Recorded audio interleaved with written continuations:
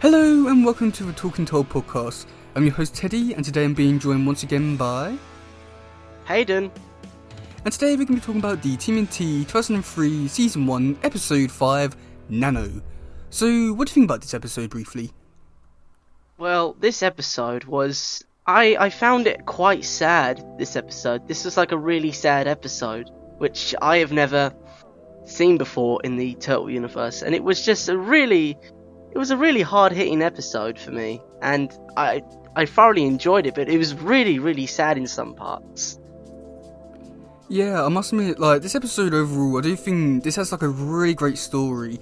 Really sad at the end, and when you look into like the message of like child manipulation and sort of child abuse, I'd say in a way, it's like really dark but really great. And I do think that overall this episode is really amazing.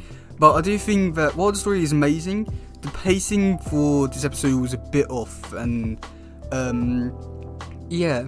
Okay, so to start this episode off, we start in a lab where we see a doctor experimenting with nanotech and creates a 3-year-old child who escapes. What do you think about this little scene? Well, this scene was quite interesting because we were exploring new characters, new environments, and at first I thought it was Baxter Stockman who was back again, but frankly it wasn't. It was the US government this time, which was a weird one. But yeah, just seeing that little scene, I absolutely loved the lighting, like the evil layer sort of thing. That was just really cool to see. And just experimenting with this new idea of nanites and nanotechnology. That was a really cool theme and idea to work around, because I haven't heard about nanite technology in a really long time, so it was nice to see it being used here. But yeah, seeing the kid, Nano. I'm gonna refer to this robot child as Nano. This makes things a lot more easier. But yeah, just seeing Nano deconstruct and rebuild itself into like this little child, and just seeing him grow and develop was pretty cool. But I'm not gonna lie, it was kinda really, really sad. Like, just seeing him being electrocuted and screaming, and I'm not gonna lie, his scream is very disturbing. Like, it disturbed me, and I never thought I'd say something like this on the podcast, but it did actually disturb me. Yeah, I'd say that Nano, or this episode overall is just like really sad and just really shocking, I'd say, in terms of what they do with Nano. But with this scene, because of the US government thing, because I know what happens later in the show, and the US government does have like a big part to play in the Turtle universe, or like specifically this one, I was starting to think, oh yeah, like maybe this could set out stuff for the future in the series. But because I do know what happens, I'm surprised that this didn't really lead on to like certain storylines, certain characters in the future when they did have like a connection. So I was quite surprised at that. But with the woman just coming in and just being very heartless and just more or less killing a 3-year-old kid, it was very disturbing, especially with how like the kid like sees like every adult in this universe as like a parent type figure. That was just really disturbing, and yeah, I don't really know how to feel about it. It just feels like, I don't know, it feels really weird to watch it. It's like really disturbing. But yeah, then we go into the next scene where we see Harry, the pickpocket thief, and then that's when he takes someone's wallet, and that's when he comes in contact with Nano. What do you think about this scene? That was actually quite an interesting one, because when Nano's out on the street level, we can see he's interacting with the environment around him, and of course we get to see what New York is like during the day.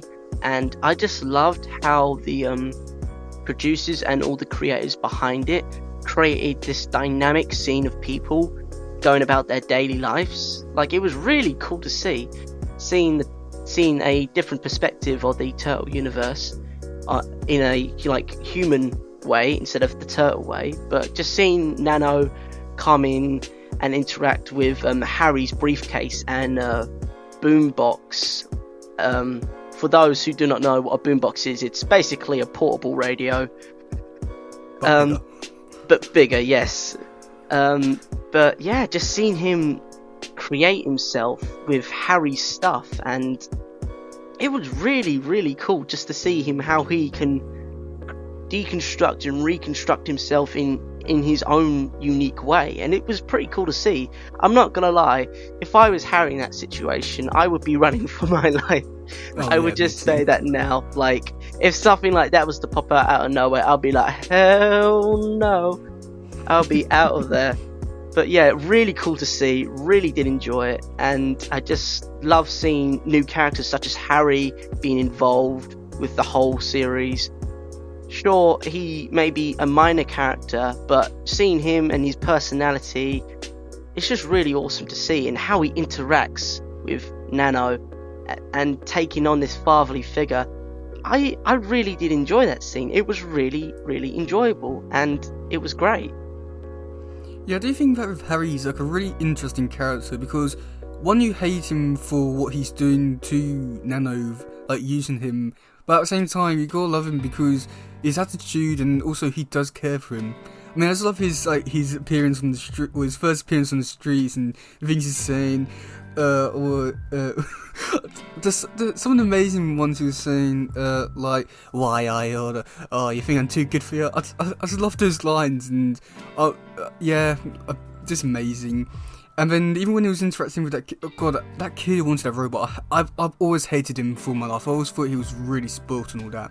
I don't know why, I've always hated that guy. But when we get to see Nano actually interact with Harry, I do think he's like really interesting. He's got to see a bit more of his not personality, but his abilities with actually being able to take apart anything and using stuff to combine into his design. And I must admit, I do think his design is really cool, and I do think that I definitely use his design to his potential. I feel as though like maybe they could have played around with his design a little bit more, and like have it every time we see him in a new scene, he's in like a dip, he's like changed up or something like that. I do feel like they could have done a little bit more, but I do think that with what they did do was just very unique and amazing, and this is really cool. Oh god, I just love it. But yeah, but going into the next scene, we get to see Casey and the Toes go into April's apartment, and they're interacting, and April is sort of getting on to Casey. What do you think about that scene? Well, I was really shocked to see Casey in this episode. Like, I was really shocked to see him banding with the turtles and interacting with them at like so early on in the series after the last episode, and it was just really cool to see him, and seeing them out in the daylight was very weird for me, as in the previous series that Master Splinter didn't allow them to go to the surface during the day because they might get seen. In this series, they're just out and about in their battle shell in broad daylight with Casey Jones, which was really interesting and cool at the same time. But going back to the second time around scene, it was really weird because just seeing April and Casey lock eyes for the first time, and I'm like, okay, we know what's going on here, and immediately there's something blossoming in the air already. Like, there's already a relationship forming, like towards the end as well.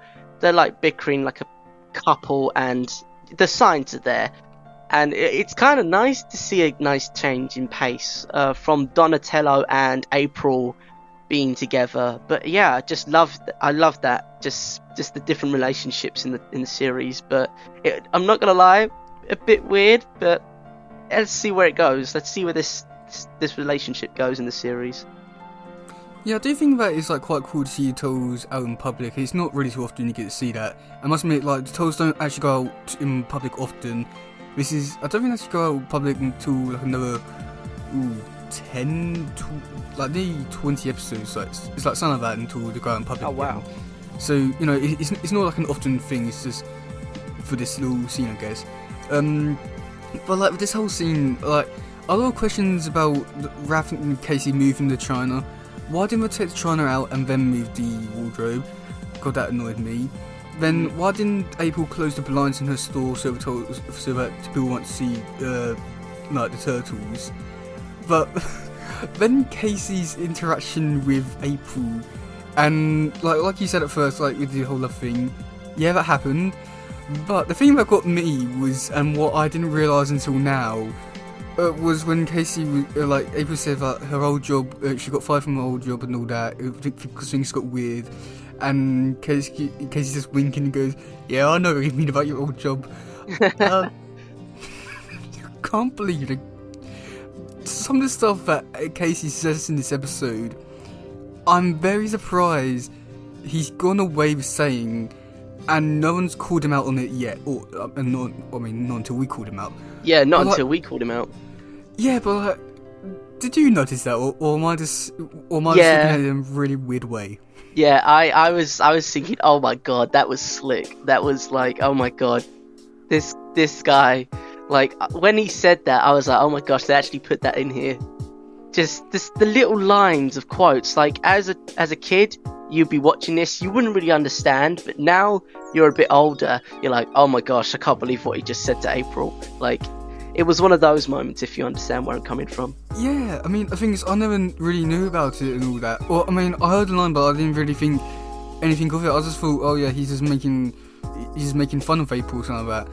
But if the direction which I think they would try and take a little wink at is true, then it's, I'm not gonna say that it's ruined my childhood, but it's definitely made me wonder what else I've not really noticed on until now. So I must admit, I'm more looking forward to reviewing all these episodes now and just actually taking a deeper look into some things which I probably shouldn't have looked into. But yeah, that's when we do get Nano's first break-in, and there's still a few things. Do you have anything to say about that little scene?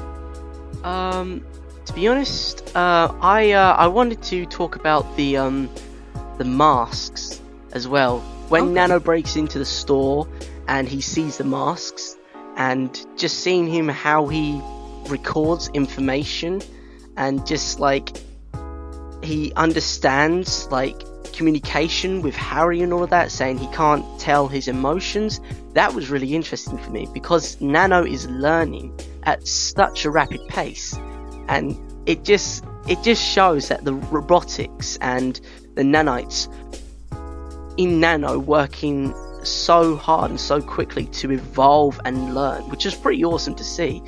But I'm not gonna lie, those masks are a bit creepy. Like, they are the old Phantom of the Theatre masks, and you just see them with the giant wide smile and the wide black dark eyes. But it was just really cool though, just to see Nano taking the faces and recording the information and just putting the two and two together. He's learning, which is awesome. He's like a kid. He's literally a child who's learning. A very spoiled child, but he's learning. Yeah, I must admit, I always thought those masks were really cool and very expressive without actually being actually showing any emotion. But the only thing which I do have to say about that later is, because he only took 2 masks, right, in that shop, but when he evolves in the first battle, he somehow has a tire, his head has a tire and has loads of different marks. Where did they come from? Oh yeah, I did not know that. I thought he took all the masks. No, it's just 2. Oh god, this is gonna be my childhood now. Oh no. Oh my god, I didn't see that, because I thought, he came out with 4 masks because he's got 4 masks on his head.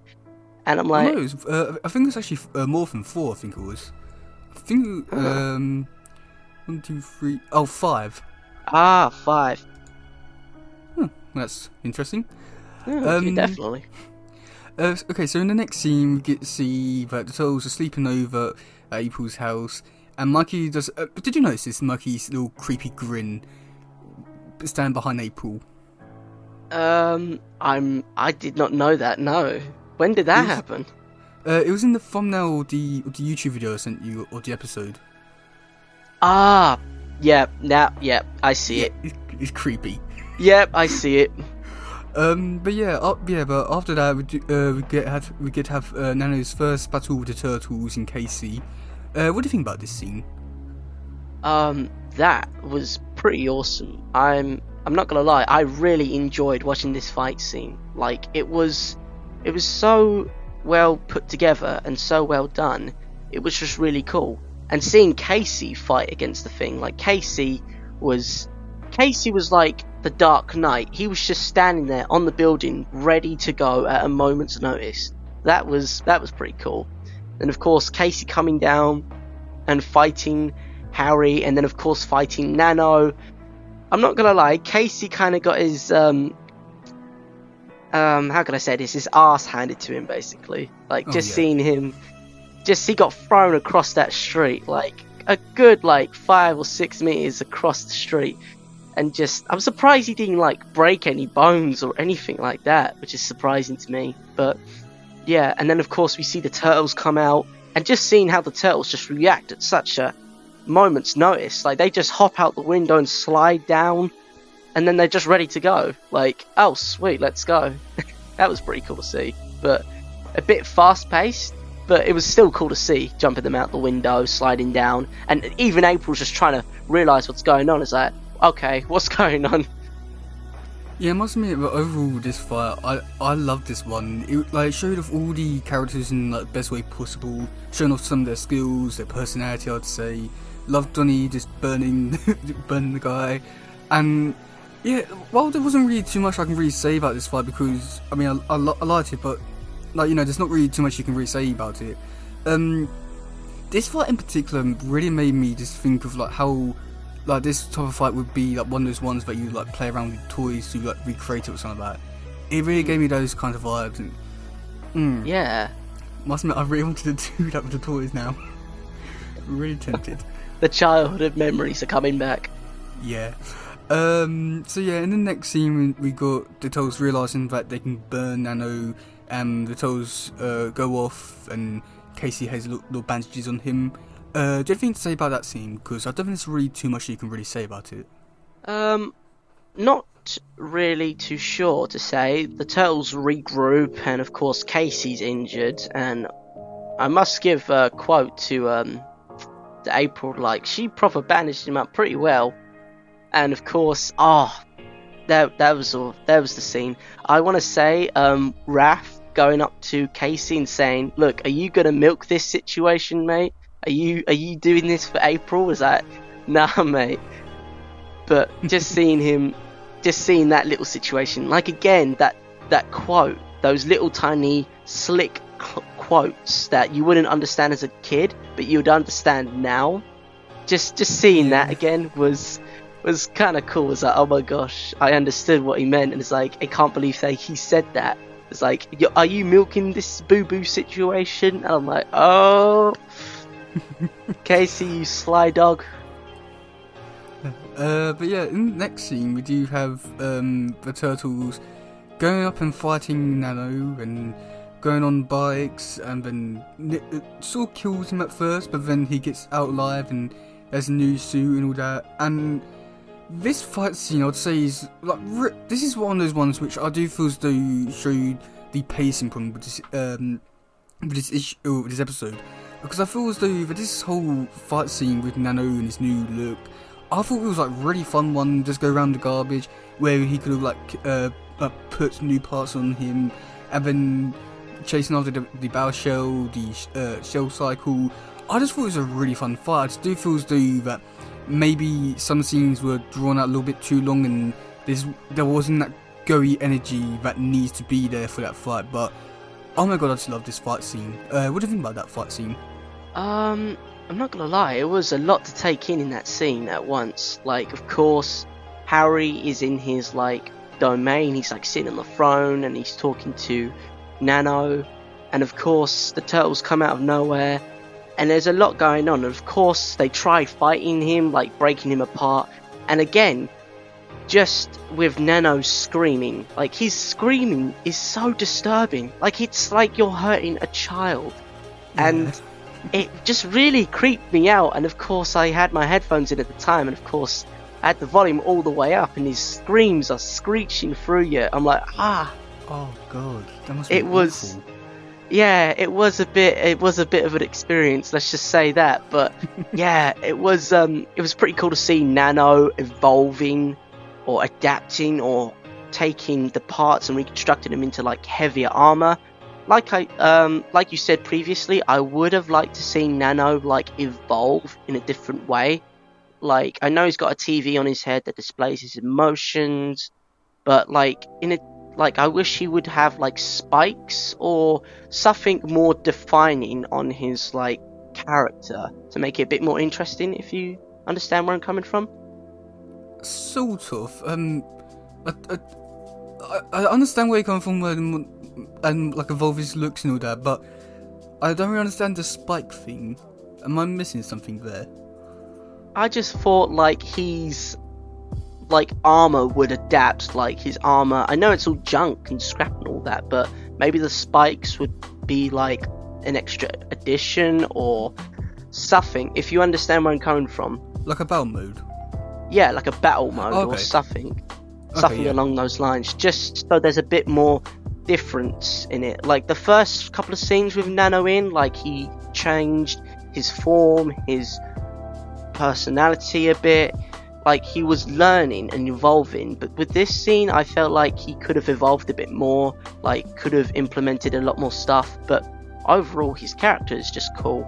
I like it. It works. And of course, his nanites, or nanobots, sorry, work in tandem with themselves. And of course, I just want to say again, with the nanobots, I like the way how they reconstructed his arm. That was pretty cool to see. Just his arms were cut off and they managed to put it back on again. That was pretty cool. Yeah, okay, so let's talk about the saddest part about the episode. Nano's death. What do you think about that scene? I will not lie, I did feel a bit bad for like cheering, like yes, the turtles have got him in, but then of course you realise he's a kid in a machine, and of course I really did feel sorry for Harry. Like Harry raised him like for the amount of time that he was with him, but like I really did feel bad. Like he got crushed and he's screaming again. Honestly, I'm going back to the screaming quite a lot because his screams are just, they're terrifying. Like if I was to hear that, like some kid in a machine, I wouldn't know if I would pull the trigger or not. Like it was just so sad, even though he had to perish because he was a threat to the turtles. He could have been used something else, like if he wasn't so if he didn't get treated the way he did, maybe it would play out a bit different. But I felt really sad. Like it was sad seeing him go, being crushed alive, and then of course the poor guy, he gets absolutely vaporized in this giant furnace, and it was really disturbing. Like with Harry and him trying to save him, the poor guy, was really disturbing and sad. And that's when it hit me.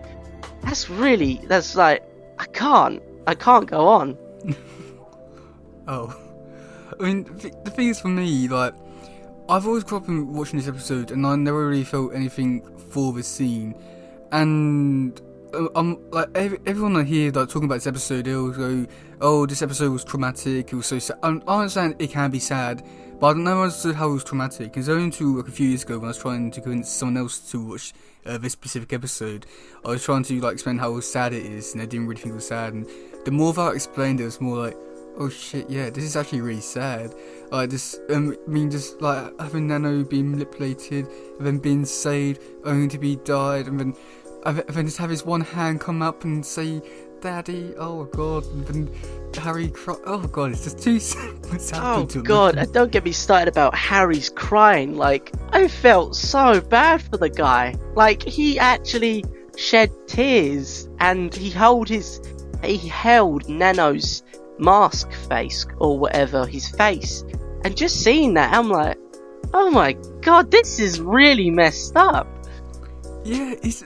I mean, the thing is, like, every time I go to talk about this episode, like, and go in depth with it, the more I realise, like, this is really messed up, and this is a really sad episode, and it always makes me wonder just how this episode got past censors. Like, this is, like, so messed up and disturbing. Like, the more you look into it, the more you think about it, it's just like, damn. That's a good description. Damn. Like I can't say anything else but damn. Yeah, I mean, I guess the only positive it is that he is a robot, but I don't think it makes it any better. I just think, I don't know, it's one of those things they can't put into words because of how sad it is, and I feel like we should just move on because it's just feel like it's going to keep. Yeah, this is just. Yeah, it's like disturbing. I couldn't. Disturbing. Like, if I was put in the shoes of one of the characters, I don't think I could have pulled the trigger. I just couldn't. Yeah, no, me neither. But we do get the final scene with Casey and April arguing. What do you think about that scene? Walking in, the turtles are like, "Oh yeah, we've just done this. We've just killed a kid or whatever." And then they come back to this like all happy, and then of course they walk into Casey and April. I am really shocked that Casey's injuries got like regenerated. He healed so quickly from his injuries after being thrown across the street. Just seeing him get up and just shouting, I'm like, okay, that's the thing now. But just seeing April and Casey just bicker like a married couple, like, there was a relationship from the get-go. When they walked in through that door and when they locked eyes, you just knew it. You just knew that there was going to be something going on. And now this has just confirmed my ideas and thoughts for the two characters. Like, they're going to be in a relationship in this series, for sure. Yeah, I'm not going to say a single thing about that. But, you never know. But, oh God, this... Okay, so the stuff with April was saying, I never really understood the words that she was saying, but now knowing what some of the words, like calling Casey a misogynist, and I think bigot as well, like, I did not realise how problematic Casey was in this show, so that sort of ruined a little bit of my childhood. But at the same time, one of Casey's lines is just amazing. Just when he's arguing with April, he goes, "Oh, women." I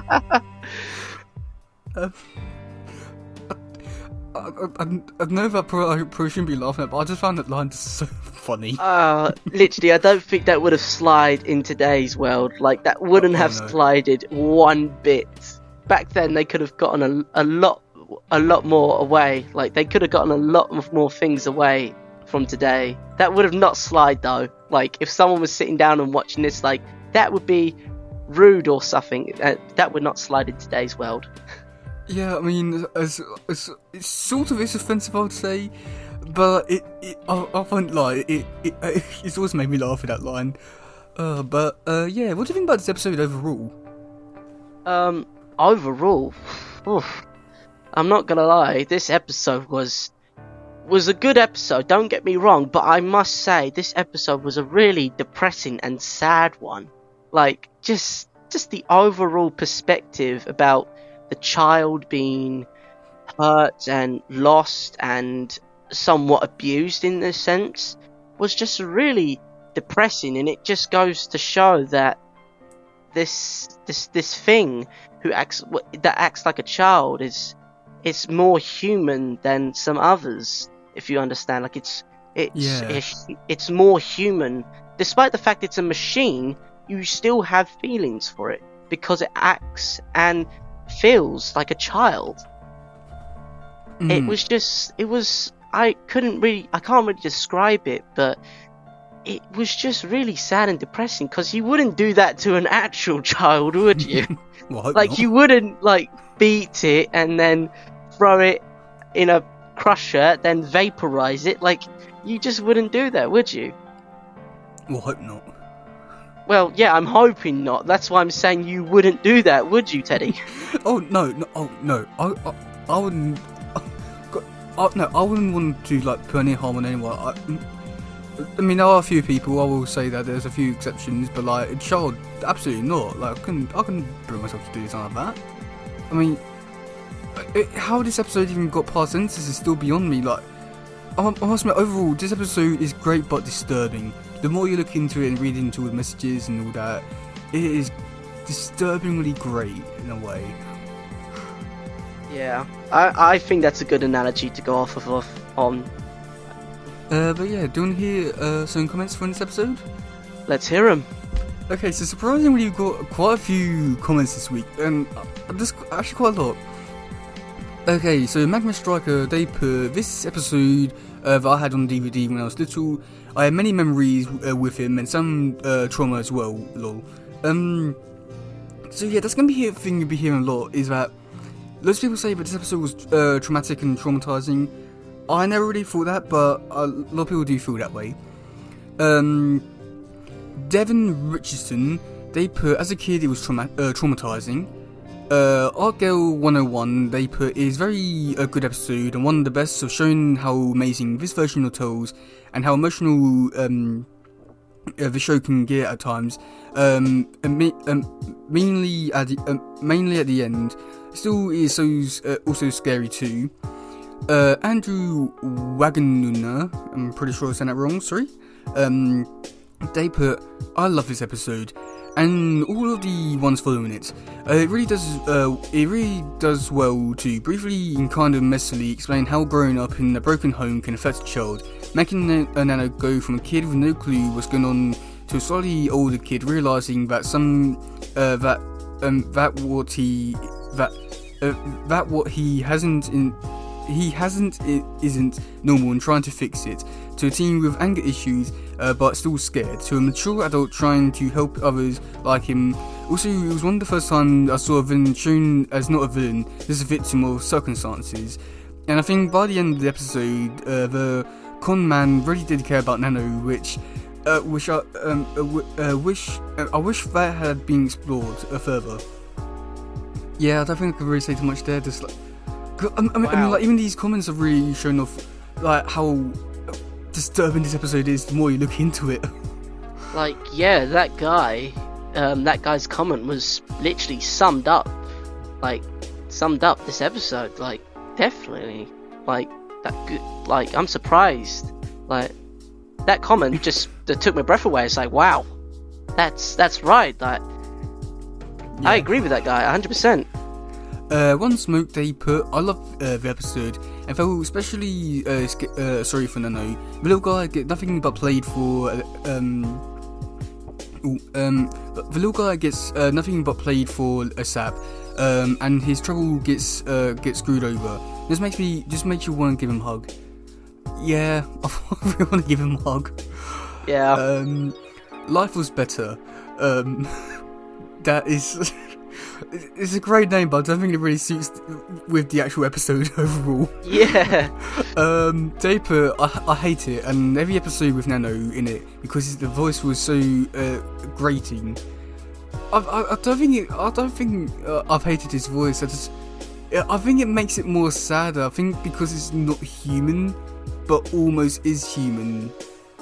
Oh god, this is making it worse for the episode. Yeah. It's like with myself, hearing his voice on full blast through my ears was a bit disturbing, but it was just, yeah, his childness, like he was acting, his voice was a child, like it was just so weird.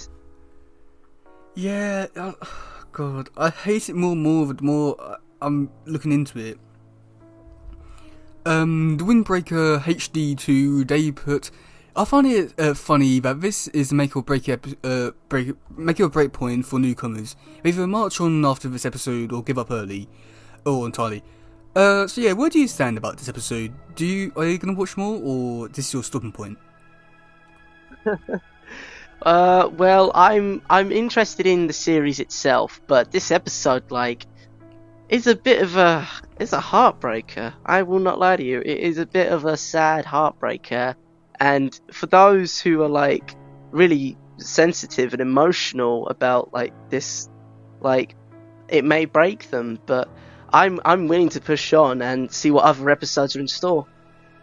Okay, and going off of that, like, I'll definitely have to say because this was the first original story for Turtles in this universe, I do think it clearly shows like what kind of direction they're going with in terms of like more action and more darker approach to the whole series. And like when you compare it to 2012, it's like day and night, really. Yeah, clear as day. Like, the differences are just drastic. Yeah. Ignis to Kosa, I'm pretty sure I said that wrong, sorry. They put, love a character, feel sorry for him on his first 2 episodes. Yeah, oh yeah, he does come back in a way. Wait, Nano comes back?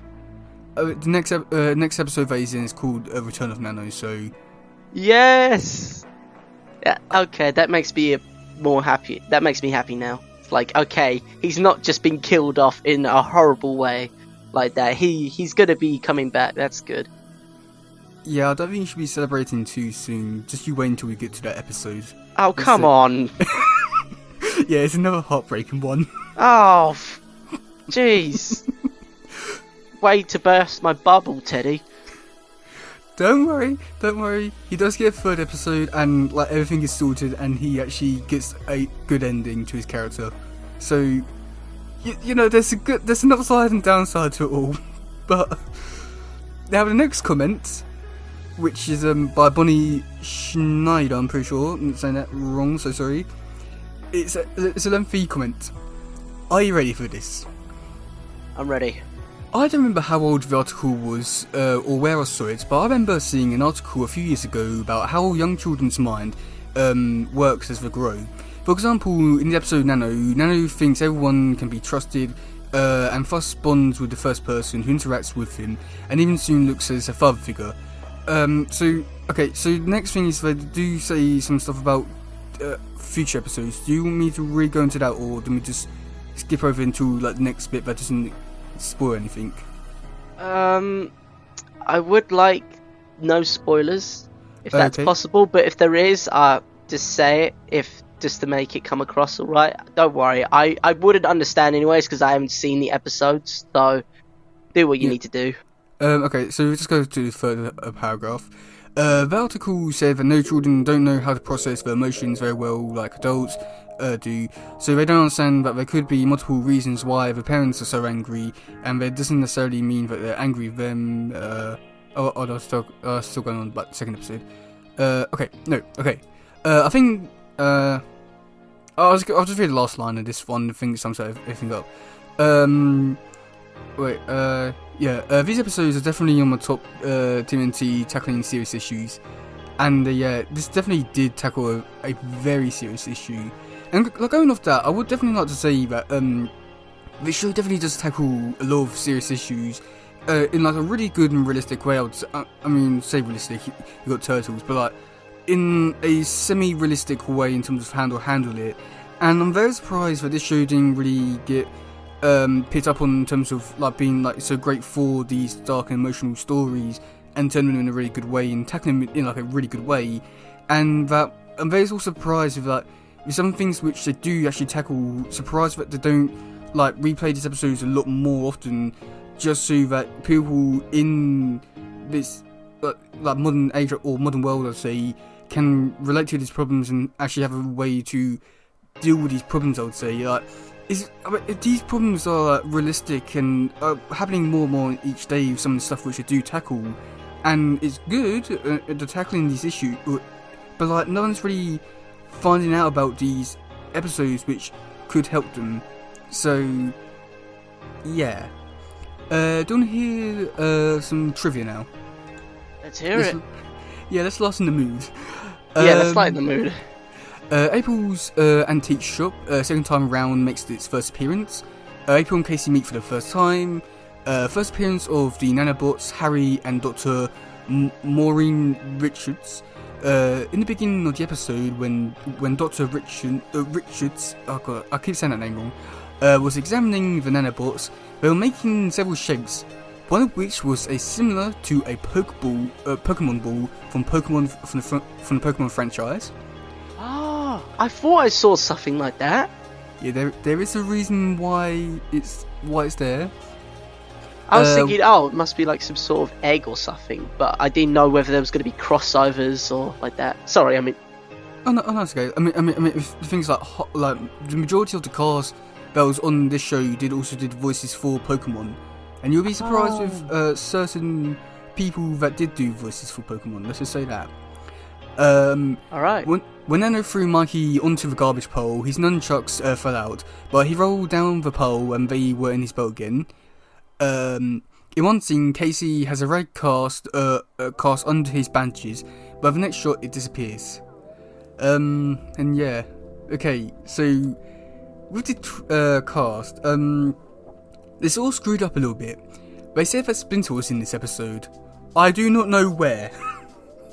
Where was Splinter? I have no clue, but on the Torpedo page is saying that he was in it, so he clearly was. Okay, so how do I do? Because I want to do a little surprise for Nano. Raphael was voiced by Frank Frankenstein. Leonardo voiced by Michael Sinterklaas. Michelangelo voiced by Wayne Grayson. Harry the Pickpocket voiced by Alex Stewart. He was the one who did the episode 1, the Pearl Dragon leader. Oh yeah. Donatello voiced by Sam Riegel. Casey Jones voiced by Mark Thompson. Dr. Maureen Richards, voiced by Veronica Taylor. April O'Neil, voiced by Veronica Taylor. Nano, voiced by Veronica Taylor. What? Yeah. Now, for this week, I would like to, because I know normally we do ask you what character you would like to hear or look into. I just want to go into April. Now, the voice actress has done a lot of stuff. Let's just normally say the age and all that. And she's been one particular thing that you're going to be very surprised about. Okay, so she was born 4th December 1965. She's 57. She's done well for her age. And it's an American voice actress for April O'Neil, the animated TV show and various sort of video games. She also voiced Nano Dr. Morrison. Taylor's best known for dubbing the work in English anime adaptation, in particular for Pokemon, as Ash. No way. Yes. No way. Yeah. I'm being serious. She was the original voice, the original, the first episode. She was the original voice actor for Ash. Oh my god, that is. I would have never realised that. I've never. Yeah, I mean, she has been in other stuff, but Pokemon was the big thing for her. I feel like that's more or less where her peak was, and this was an okay thing. Yeah. This is an okay thing for her, but it was nowhere near. You don't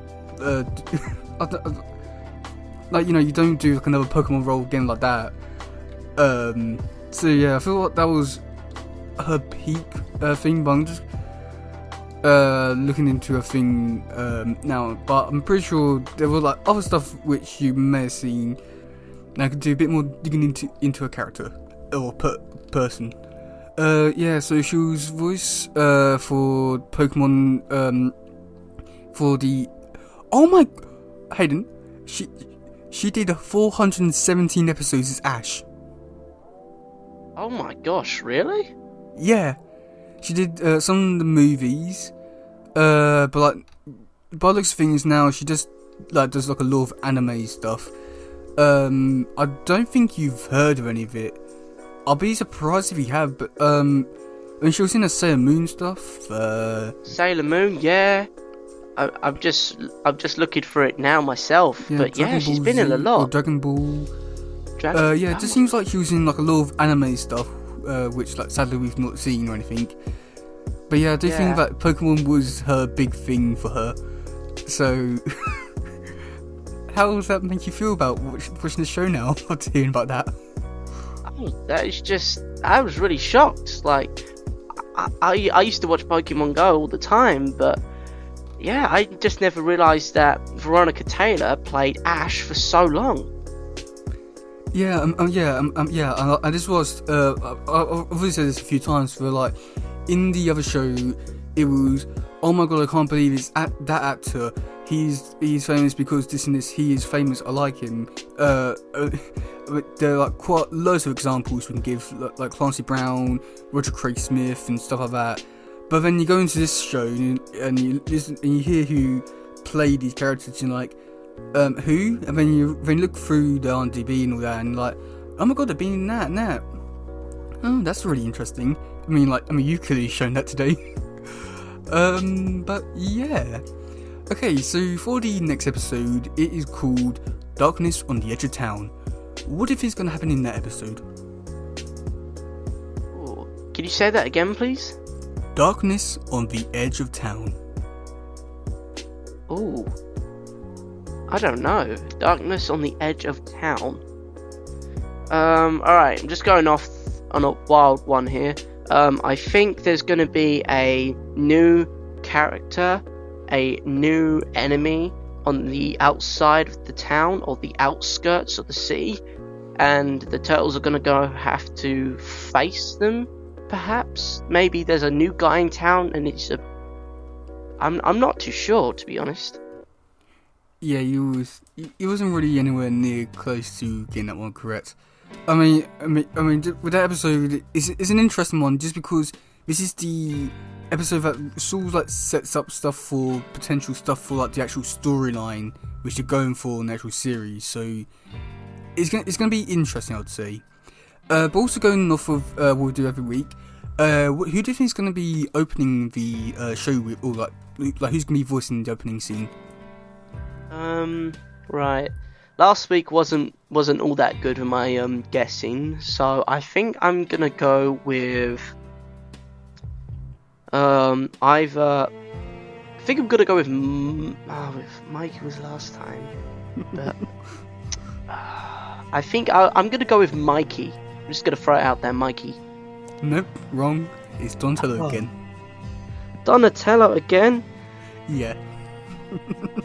What's he done this time? You'll find out. That's all I've got to say. Yeah. Do you have anything else to say about this episode?